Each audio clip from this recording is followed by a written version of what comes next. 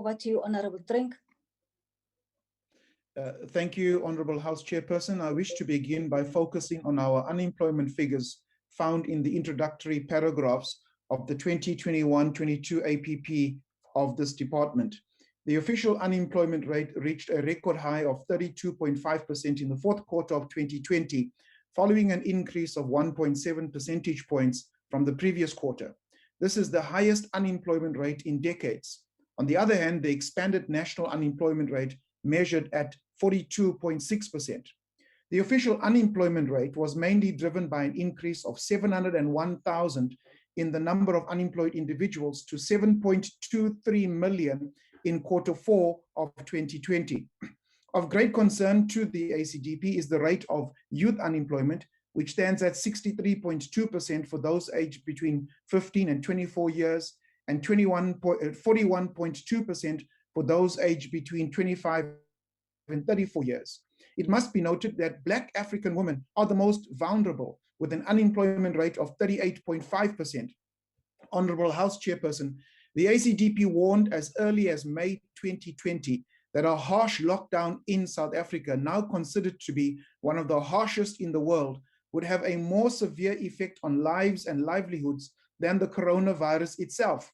We warned that the economists predicted that our economy could shrink by between 5 to 10%. They warned that our debt to GDP could grow from 60 to 80% in 2020. And they also warned that a 6% deficit on our national budget would increase to 12% of GDP. Additionally, a warning was that a further 1 million workers could be added to the ranks of the unemployed, taking our unemployment rate to 38%, and the expanded definition, they said, to beyond 50% after lockdown. Well, they were not far off the mark. The ACDP called for the unlocking of our economy and warned that according to the South African actuaries, if a lockdown was not removed soon, the mortality rate as a consequence of unemployment, malnutrition, and hunger would be 29 times worse than COVID-19 itself. Well, the chickens have now come home to roost. We currently have one of the highest unemployment rate in decades, and millions of livelihoods have been impacted. To add insult to injury, the department's adjusted budget of 3.3 billion was characterized by low spending across all quarters, mainly under compensation of employees and goods and services. The ACDP calls for consequence management to follow, particularly following allegations of corruption in the TERS and UIF disbursements.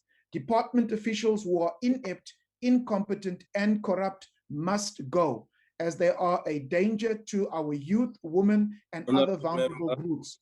The ACDP will continue to speak on behalf of those who cannot speak for themselves. I thank you. Honorable Member, your time has expired.